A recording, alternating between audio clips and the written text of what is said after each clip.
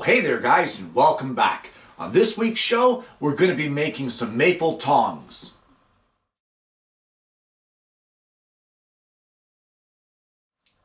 Before we get into actually making the tongs, this particular process to make them is something called compound cutting. And I think due to the thickness of the stock and that sort of thing, half of it will be done on the scroll saw and the other half we're going to take over to the bandsaw because it's a little thicker and, you know, bandsaw will handle it a little better. But the first thing that we need to do is we need to get our layout and we need to get a template made for these tongs.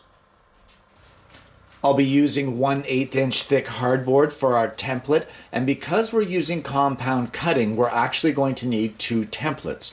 For those of you who don't know what compound cutting is, it's basically you will cut one face or one side of the pattern, you will then put it all back together, rotate it 90 degrees, and cut the second side. So we're going to need to draw out a top profile and a side profile, and for that I've allowed 10.5 inches long for each piece, and I've allowed for the top profile, I've allowed it to be 2 inches wide, and the side profile, I've allowed it to be 1 inch wide.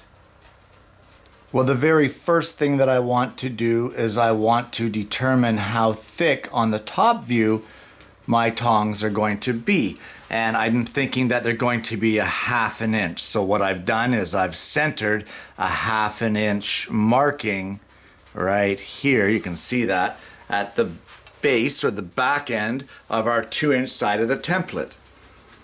Now from that 1/2 inch mark, each side, just like this, we're going to extend it right up to our corners.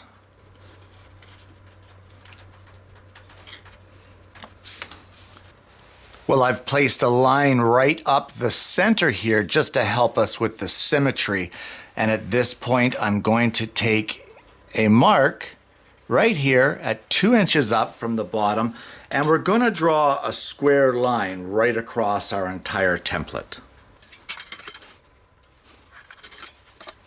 Using a circle template, I've drawn a 1/2 inch diameter circle right here so that the edge of it touches that line that we just drew at the 2 inch mark. I've also centered it on that center line that we've drawn.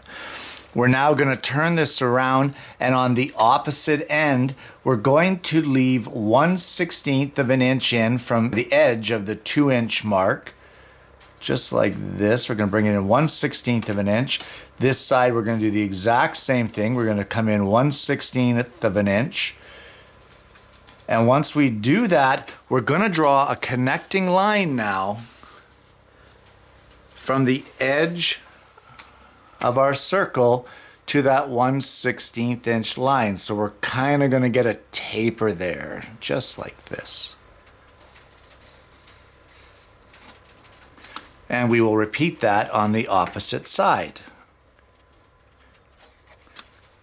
You know what? Seeing this in person, I think I would like it to be less of a circle here. So we're going to change that design to be 3/8 of an inch. We're going to bring it in smaller because we really want this to be a little thicker down at this end. So we're going to change that circle to a 3/8 diameter and try and see if that works. Basically, I'd like it to be a little beefier down at this bottom end. This is kind of an experimental piece, and I have an idea for it in my mind. I just haven't drawn it out yet. We'll just draw a 1 to see if I like it.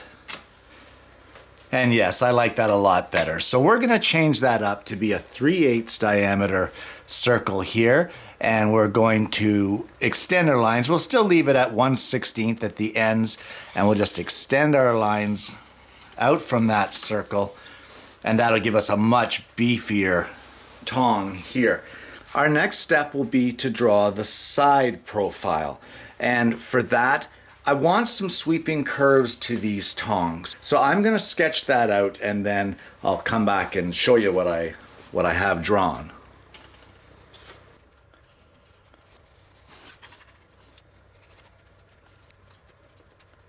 Well, I don't know how well the camera translates this, but we have our design drawn out, and all we're going to do at this point is we're going to take this over to the scroll saw and cut it out so that we now have a template. Well, you may notice that the templates look a little odd. This one looks just fine the way that we drew it. This one, however, looks nothing like we drew it. And the reason for that is we needed to keep some kind of strength for these tongs while marking it. So as long as we have this back profile here and we have our inside profile, we know that we just have to draw a connecting line from here to the corner of the board and from here to the corner of the board. And now that we've said that, it's time to cut our stock. And our stock will be 11 inches long by 1 inch thick by 2 inches wide. And for this, we're going to be using maple.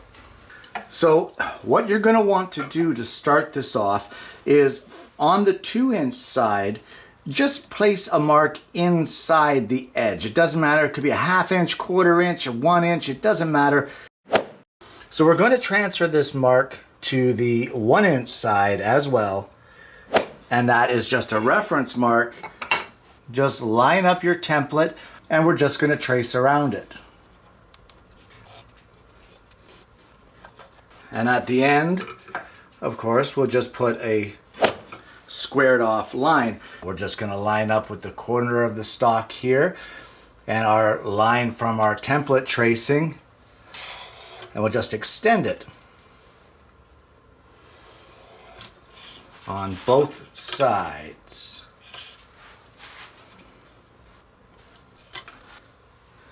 Now you want to flip it over 90 degrees and we're going to trace the other half of our template.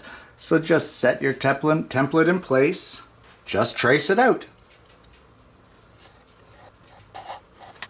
Well, now that you have that traced, you want to cut your design that's on the 2-inch side. In other words, you're cutting through that 1-inch thickness. And for that, we're going to go over to the scroll saw. We're going to install a brand new number 7 reverse tooth PGT blade into the saw. We're going to cut the entire design that we've traced out there and make sure that you keep all of your offcuts.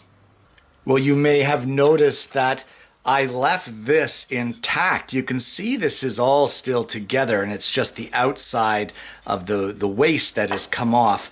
The reason I did this as an inside cut is it's one less thing to worry about when doing the compound cutting. So now we need to attach this all back together.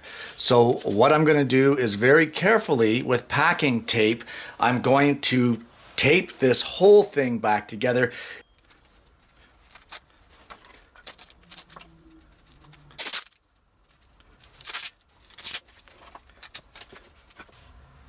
And now that you have it all taped up, we're going to head over to the bandsaw. Well, I have a 1/4 inch blade installed, and all I'm going to do is very carefully follow along these lines of our profile that we've drawn on our 1-inch side.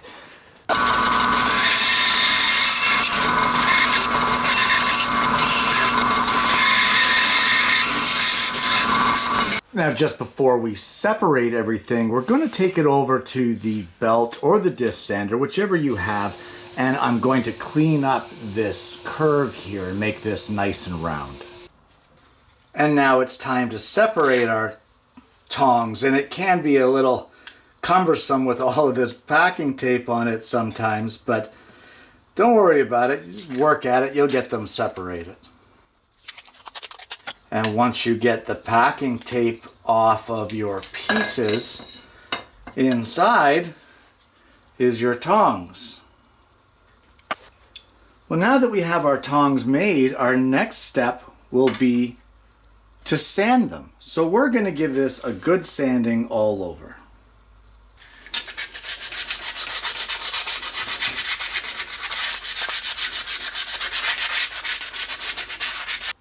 Well, truth be told, that after the whole cutting process and I tested them, I really didn't like the lack of flexibility. leaving these arms as thick as what I had them really made it that you had to give a lot of extra effort to squeeze these, and that's not what we're looking for.